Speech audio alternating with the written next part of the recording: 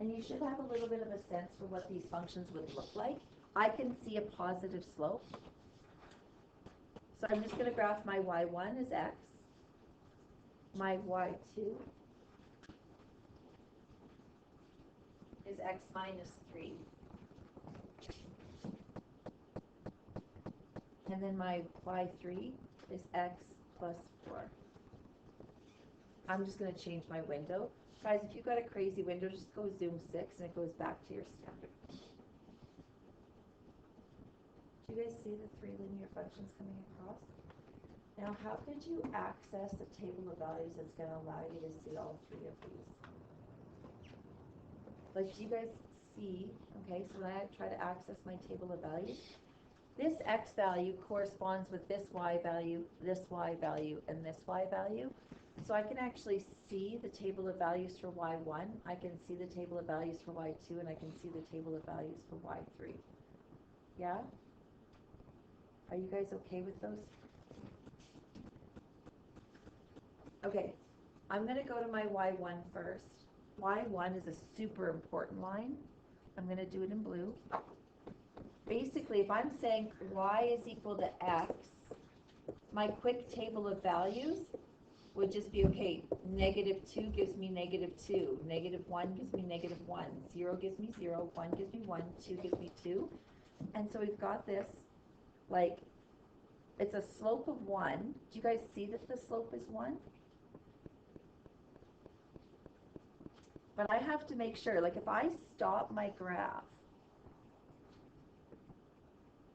before I'm supposed to, I'm going to lose half a mark. So this is my y equals x right here.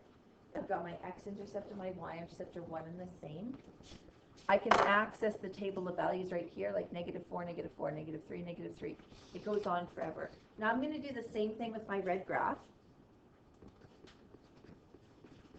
Did everybody find their table of values? You guys remember where your table of values is, right? So if I'm going to do the same thing as my red graph, so if I'm going to graph y is equal to x minus 3, if I'm asking you guys to sketch, you need to make sure that you've clearly indicated the critical features, and every critical feature would be an x-intercept and a y-intercept. So when I'm looking at this x minus 3, I could algebraically determine the x-intercept, and I can see my y-intercept. But because I've been given the gift of a table of values, I can see that 3 and 0 is going to be my x-intercept, and my y-intercept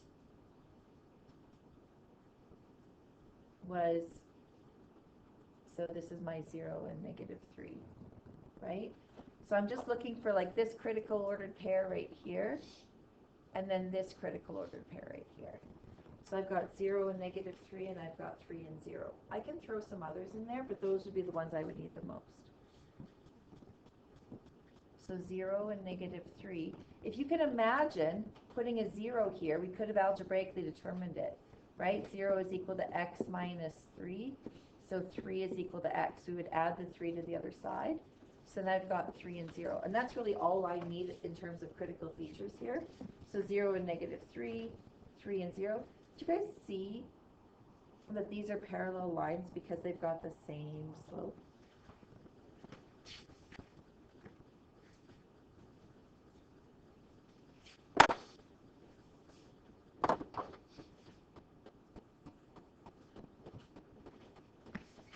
And then the last one is the x plus 4.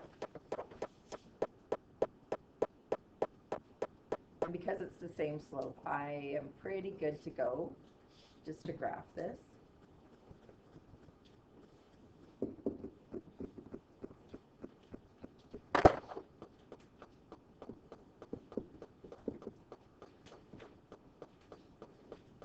How would you describe the difference between graphs? Like, how would you use vocabulary? So when I ask you, like, what happened, what took place, how would you describe the difference from y equals x to y equals x minus 3, and then to y equals x plus 4? What would you say? Well, the x-intercepts they vary. So the higher the x-intercept, the y-intercept, the higher the y. Absolutely. So basically, like, as soon as we have the x plus 4, we just picked up that y-intercept and moved it up. As soon as we have the minus 3, we picked up that y-intercept and moved it down. Okay? The language that we're going to talk about, so when you guys were in grade 9, we used to call it like a slide, I think. When you guys talked about transformations, it was like, oh, I'm going to slide this graph up some, I'm going to slide it down some. Does that sound familiar to you? Okay? The way we're going to describe it is a vertical translation. Okay?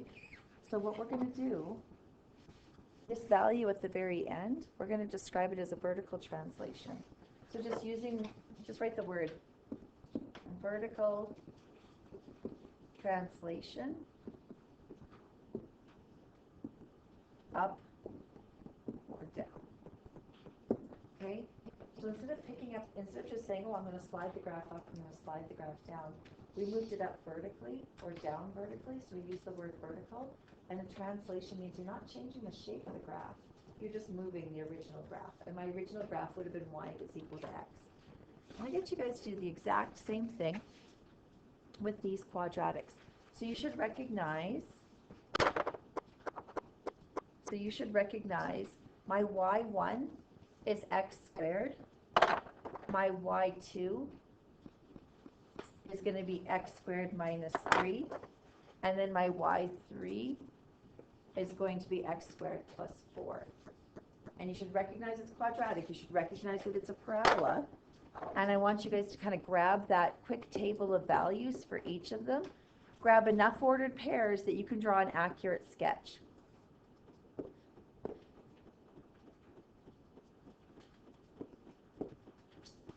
And if you feel like you can only do one at a time, then just do one at a time.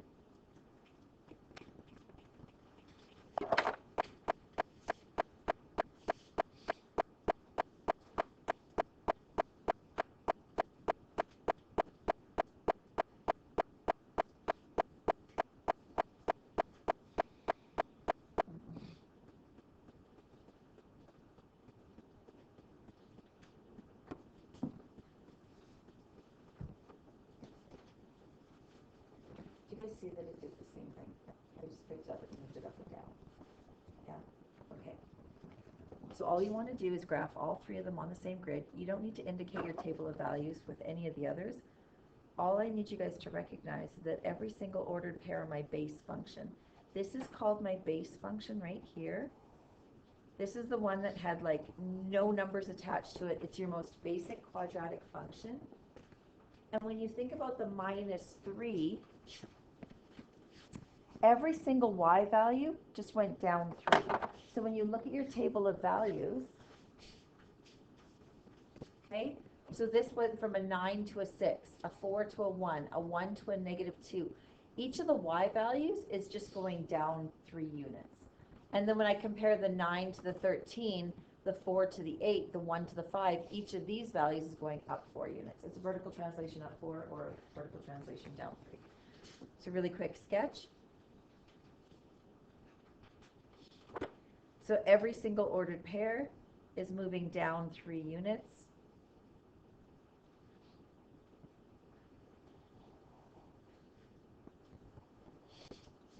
So this is your y2 equals x squared minus 3. This was your y equals x squared. And then the last one is going to be your x squared plus 4.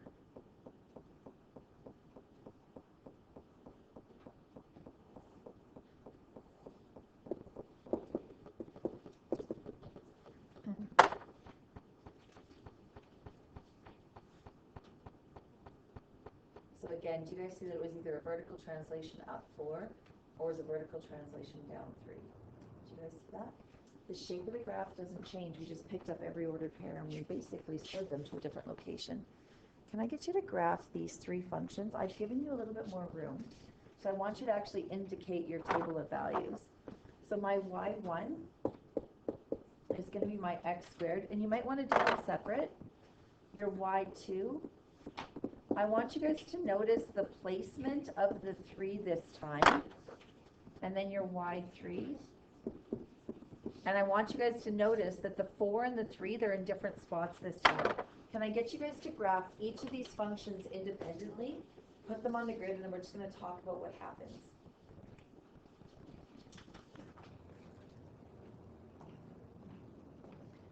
And again, this quadratic, this base function,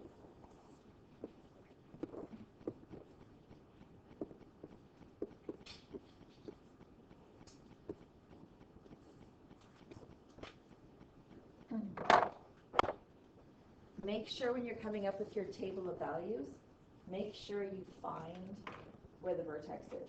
That's the most important piece. And you want to grab a couple ordered pairs on one side of the vertex and a couple ordered pairs on the other side of the vertex. So when you're graphing this guy, this x minus 3 squared, just be really aware of, so I'm just going to get rid of these other ones.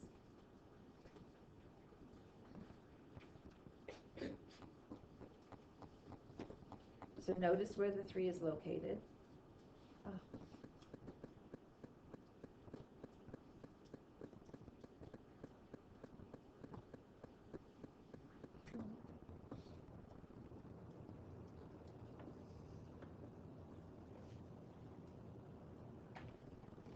Okay, so when I look at it, I see my vertex is at x equals 3. That's definitely my critical feature of 3 and 0. Make sure you grab a few ordered pairs from either side of that. So when I see that 3 and 0, I'm going to make sure I grab a couple ordered pairs to the left and a couple ordered pairs to the right. So I'm going to grab the 1 and 4, the 2 and 1.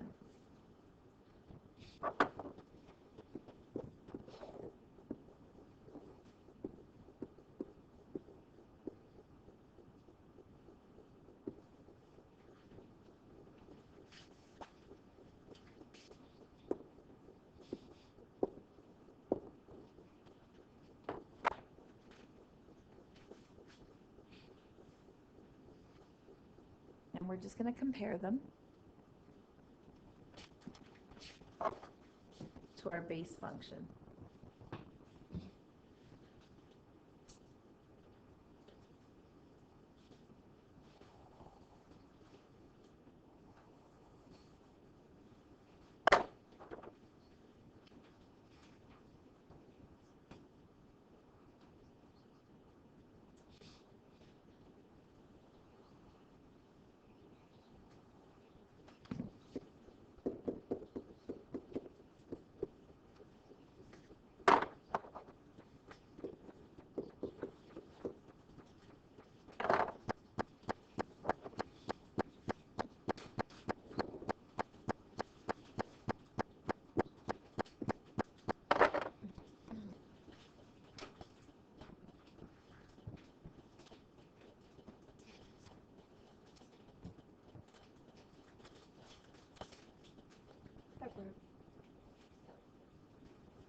Okay, so guys, when you're graphing this one, and again, we're using our graphing technology quite a bit right now.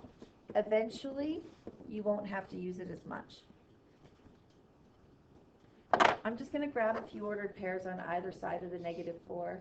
So I'm going to go -5, -6, -3, -2. And I'm going to use my graphing technology to graph this accurately.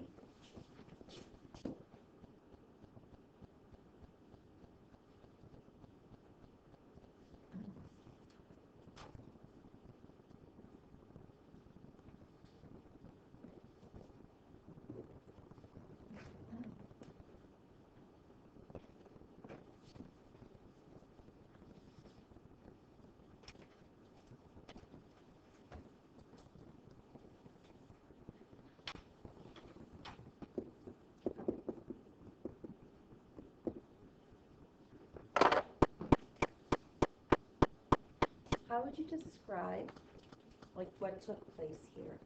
So we had the same numbers. We had 3s and we had 4s, right? But when the 3 was outside the quadratic, outside the squared, it moved it up and down. What happened with the 3 and the 4 when they were inside the squared sign? Yeah. It was a horizontal translation. So this is going to be called a horizontal translation.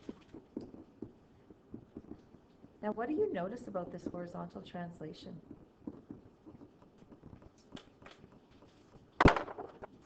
This guy right here had a negative sign, but we moved to the right.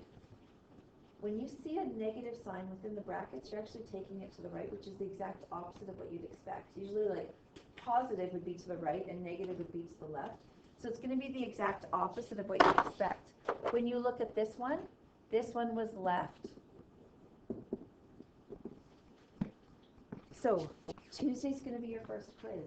This stuff is going to be on your first quiz. What we're going to do is we're going to come up with a universal rule. So if it was quadratic, this is a universal rule for all functions.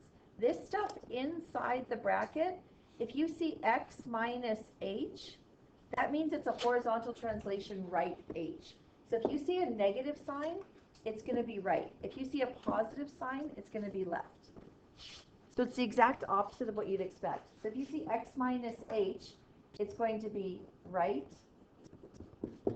h units. If you see x plus h, it's going to be left h units. And this is going to describe your horizontal translation. So depending on what you see, these are both going to be horizontal translation.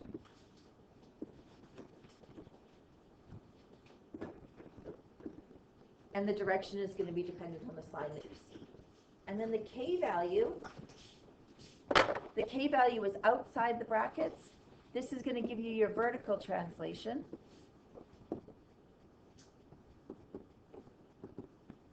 And if you see plus k, you're going up. If you see minus k, you're going down, and it's direct. So the horizontal translation is actually the inverse of what you'd expect, because it's actually making a change to the x's. And if you were to isolate for x and move it to the other side, you'd end up with like a plus h. But this is a universal rule for all functions. And this is when things get tricky, because you're going to have to know what it does to all functions, not the ones that you type into your calculator. So this is a universal rule for all functions.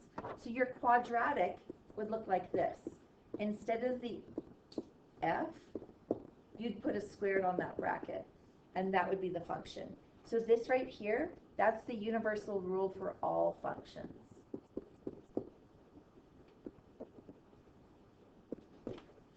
Another type of function that you might see is a radical function.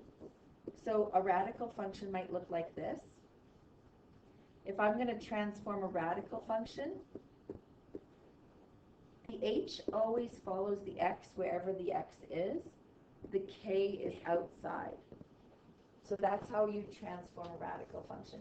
The f gets replaced with the specific operation of a radical function.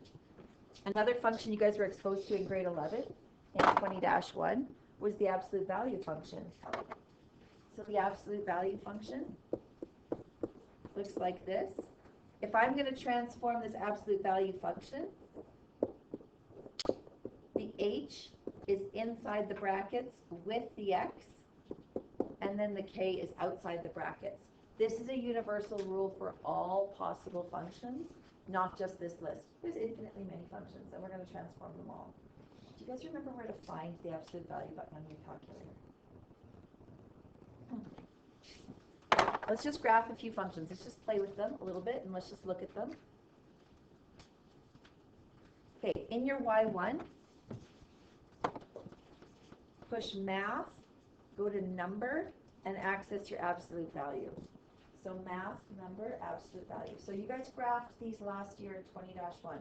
If you didn't take 20-1, this is new to you, so make sure you give yourself little notes here. So math, number, access your absolute value. Do you guys remember that the absolute value would give you like the V shape or the W shape in 20-1? Do you guys remember that? Okay. Now, according to transformations of functions, if I go math, number, and I grab that absolute value, if I put x minus 2, and then let's say plus 1, because the minus 2 is within the function, this is your h value. This is actually telling you, take your absolute value function, move it to the right 2. Do you guys see that x minus 2 would be right 2? And then the plus 1 outside, that's your k. And then it's saying go right 2 and up 1. Do you guys see that? So what's happening? I'm transforming it. I'm going right 2, up 1. Okay? Let's try another one. What if I put inside the brackets, if I put plus 3 and minus 4? Okay? So the general rule, here's my general rule. Y is equal to f, x minus h plus k. Anything that's attached to the x is a horizontal translation. It's the exact opposite of what you'd expect. Anything outside the brackets is a vertical translation. Instead of f, instead of all functions, I've made it an absolute value function. So for an absolute value function, it'll look like this. This is going to describe your horizontal translation.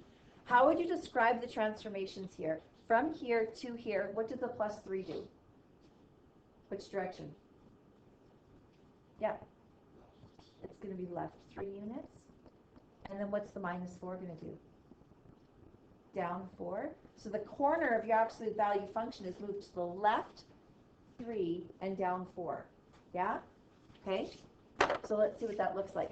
So what we're going to do is you're going to be able to predict the location of graphs that have been moved around based on the h and the k. Does that look okay?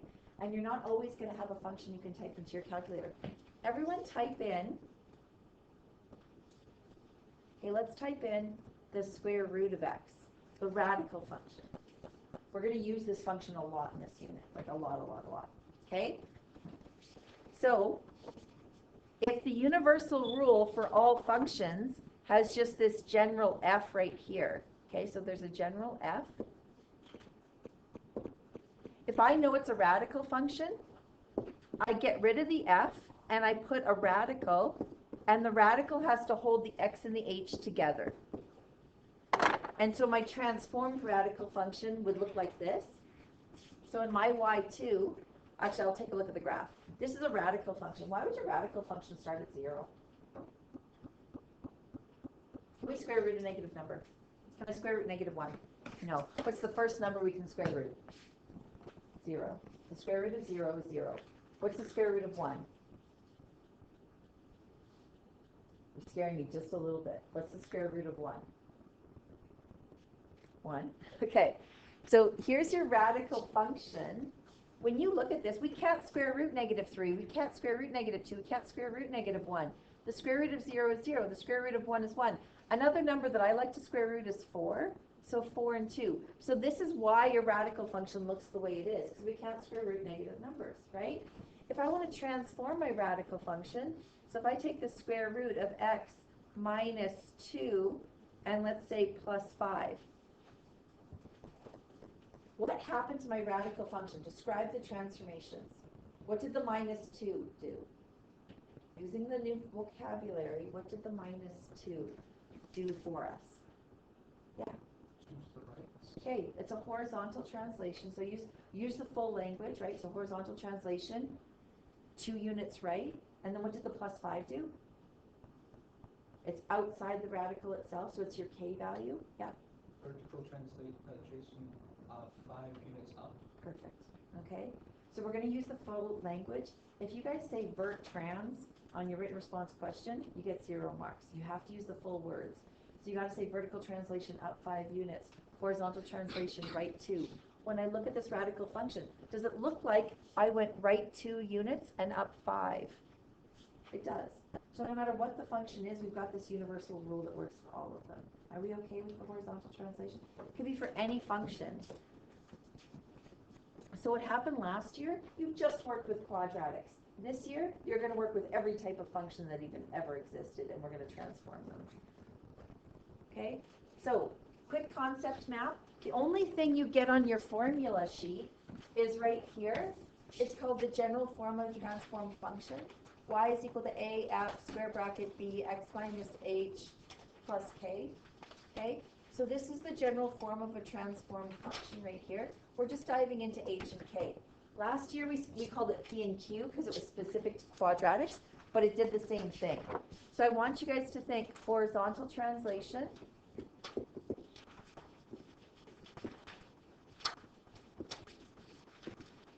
If you see x minus h, you're going right. If you see x plus h, you're going left. Okay? And then the k value is your vertical translation. And it's direct. So if you see plus k, it's up. If you see minus k, it's down. There's no twist with that. How would you describe, so general expression, we can't graph it, we can't look at it, How would you describe the x minus 3? Which translation would that be? Horizontal or vertical? What is it? Horizontal, which direction? Okay, so the way we describe this is horizontal translation, right, 3 units. Yeah? Guys, if you're thinking it, can you say it? Like, I need to know that you guys are with me. And I know my penmanship on the smartboard is nasty. No judgment, please. You should try reading some of your work. Okay. Guys, how would you describe the +4? It was outside the brackets. It was not directly attached to the x.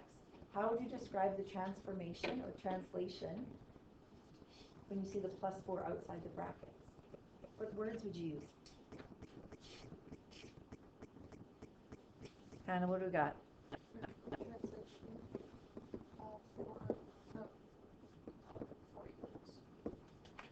Up 4 units. Love it. Okay, now we're going to have like, hey guys, try C. How would you describe the transformations that took place if you see a -8 outside the brackets? And then what if you have both of them? You're going to have 2 different bullets, 2 different descriptions for D. Try both of those.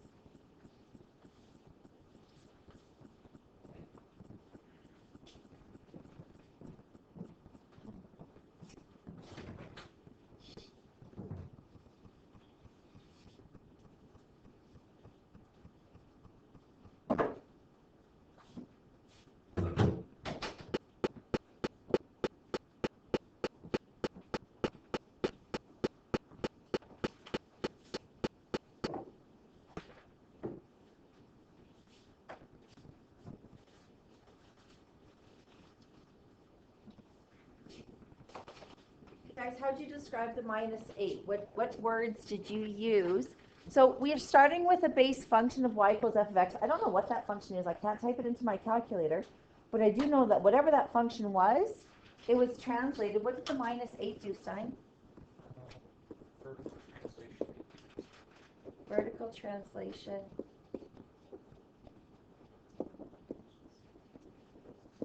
Perfect. Okay, so make sure that there's a full, like, make sure you use the words vertical translation and make sure you have the word down and 8. Now, how would you describe, so this one has 2 transformations. Who thinks they've got this one? I'll even bribe you for it. I got Rice Krispies choice. Go for it, yeah. Vertical translation up 4 units and horizontal translation right 7 units. Is it right?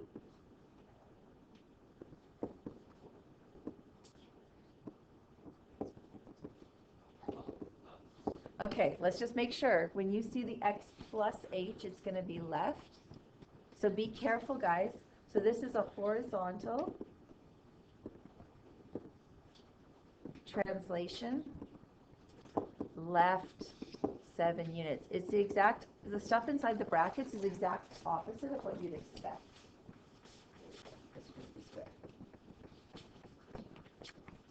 Okay, this is something called mapping, and this is with, these are the words, and then the words describe what you actually do to the ordered pair. These words connect directly to what's happening to the ordered pair. So if you're moving to the right, you're going to add h to x. If you're moving to the left, we subtract h from x, right? Like, it kind of makes sense. If I'm going to the right, I'm going to add. If I'm going to the left, I'm going to subtract. So this here is the inverse. These words are going to tell you directly what the mapping is, okay? So how do we set up mapping? This right here, so it says the point 2 and -3 lies on the graph of y equals f of x. I don't have a function for f of x. I just know that this is for ordered pair lies on it. It says state the coordinates of the image. The word image, that's an important word. That means it's the result after a transformation has happened. So we're going to have something, we're going to transform it. We're going to undergo a transformation. Okay?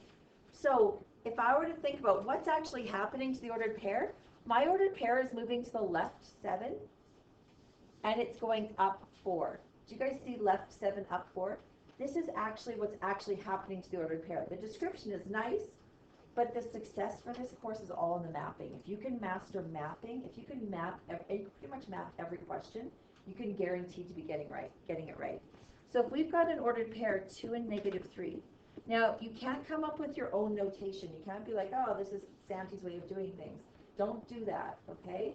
Make sure you're using the formal language that I'm teaching you.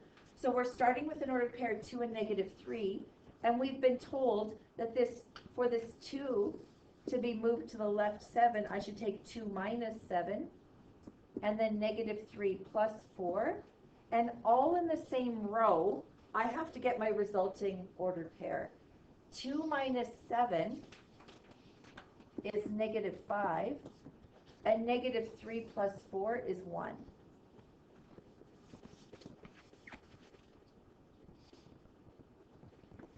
So I'm just going to show you what this would look like in terms of like a graph.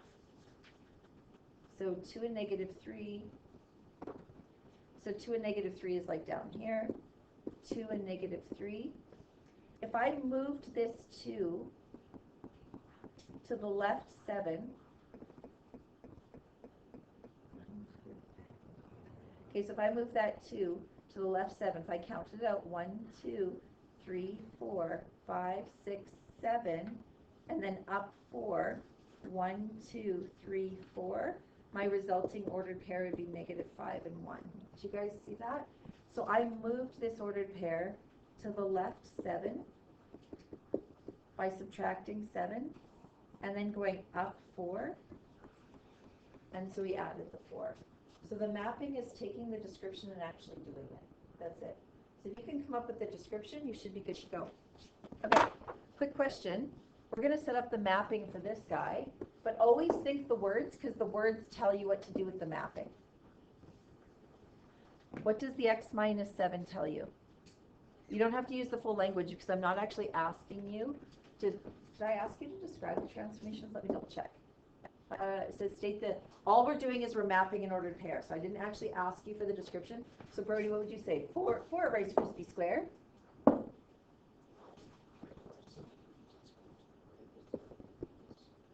So my thought process here is, okay, this is right 7.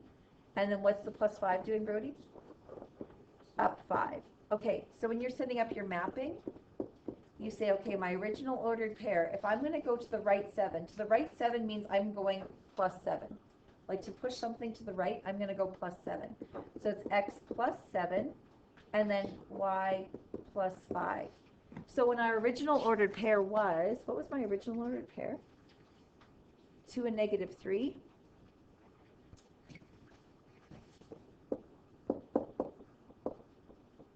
You have to show this intermediate step. You have to show me 2 plus 7, -3 plus 5, and mapping is where you're going to get to the final ordered pair that you need. This guy, after the transformation, is called the image. We were given an ordered pair on f of x. This guy was on f of x. This guy was on the transformed function. Does that look okay? Yeah? Like if you think about, like if here's my ordered pair, 2 and -3, if I'm going to go to the right 7, do you guys see that that would make sense to be at 9? And then if I'm going to go up 5, does that make sense that we'd be at 9 and 2? Yeah?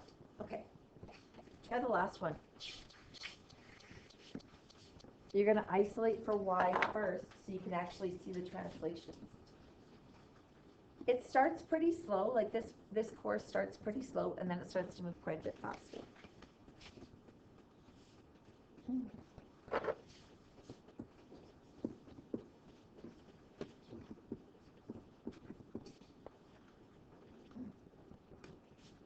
Think about the words, and then turn those words into the mapping.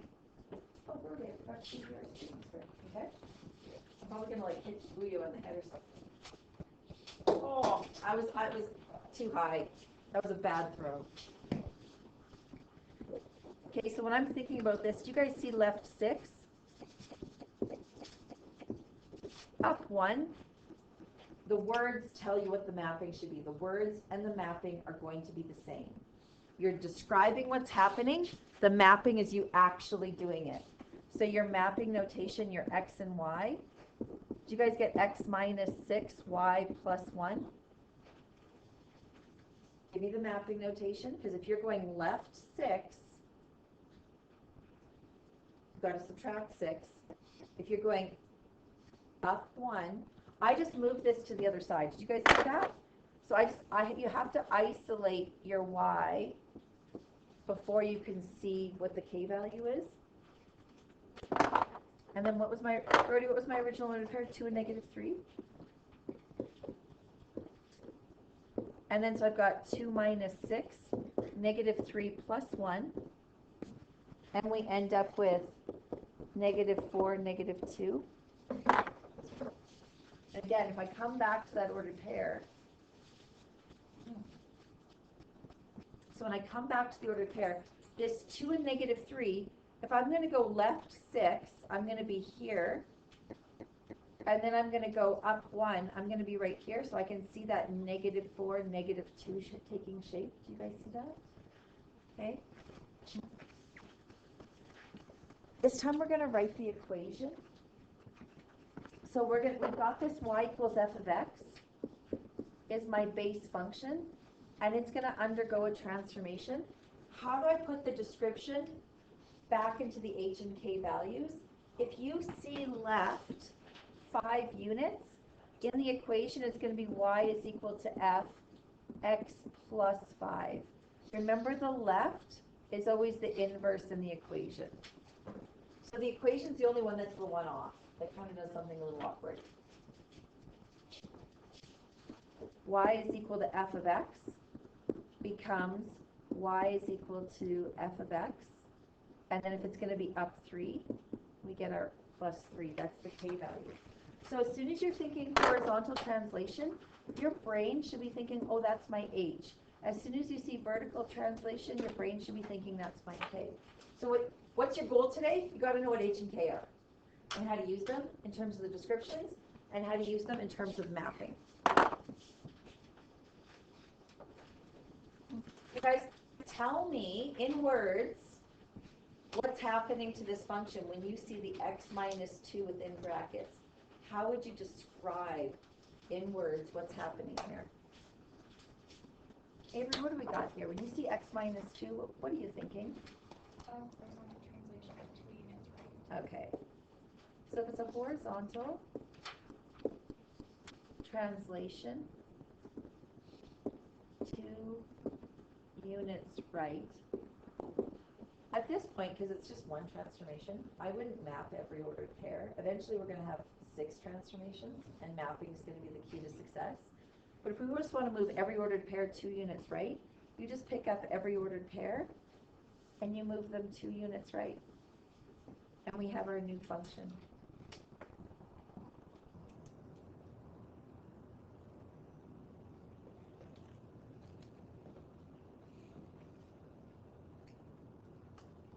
Okay, let's just do a quick recap. What if I asked you for the domain and range of the red graph, the one that's been transformed?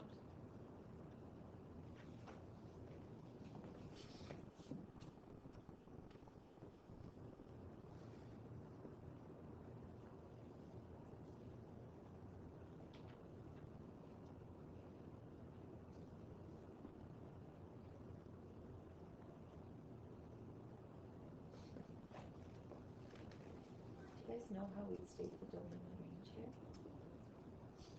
Easiest would be interval notation. Oh, Brody's going to go with the hard one. Brody, you got the hard one? Do you have the...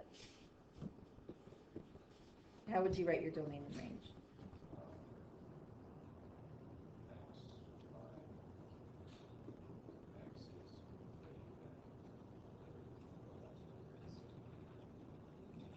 Okay, can you say it louder? I'm sorry, I'm just old and hard of hearing.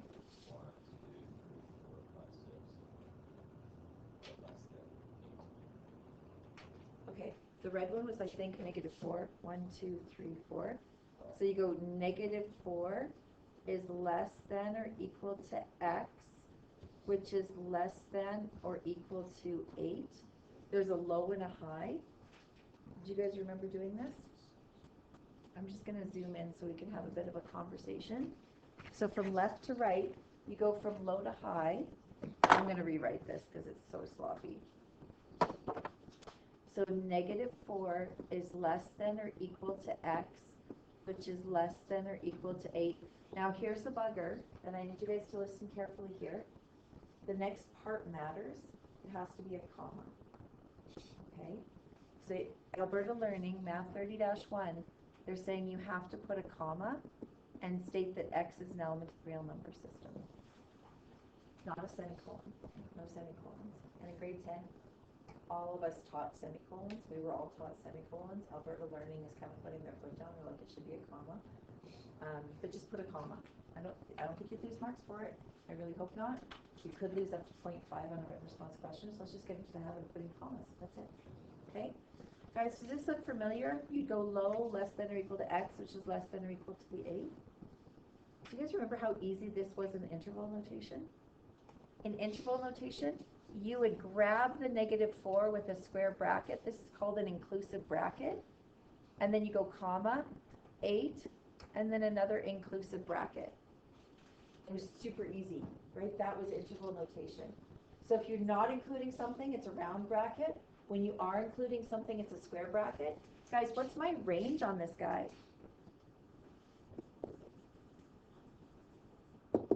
So set notation, curly bracket, y such that my lowest y is -3, which is less than or equal to y, which is less than or equal to my maximum, which is 6, comma y is an element of the real number system. And we're always going to throw those, you're going to find semicolons in my work. Like I was taught semicolon, and I just found out about this last January. And I'm like, oh, bugger. Inclusive, -3 to 6.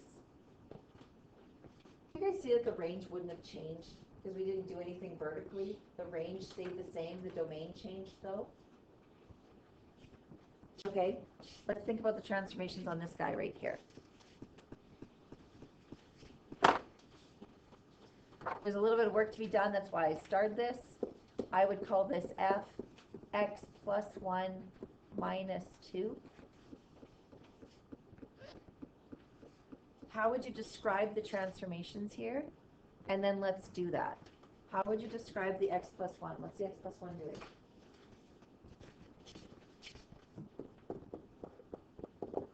Horizontal translation left 1 unit, right? The exact opposite of what you'd expect in here. And then vertical translation down 2 units. So if I'm going left 1, down 2, left 1, down 2, instead of mapping this, if I wanted to, I could have mapped it. My x and y would turn into x minus 1, y minus 2. I could have mapped every ordered pair. That would be my mapping. Or I can just take every ordered pair, left 1, down 2, left 1, down 2, left 1, down 2, left 1, down 2, left 1, down 2. And I'm going to draw my new function. Which one changed? The domain, range, both?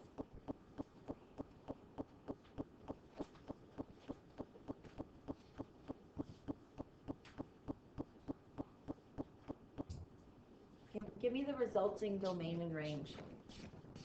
And pick your poison. You can do it in set, or you can do it in interval.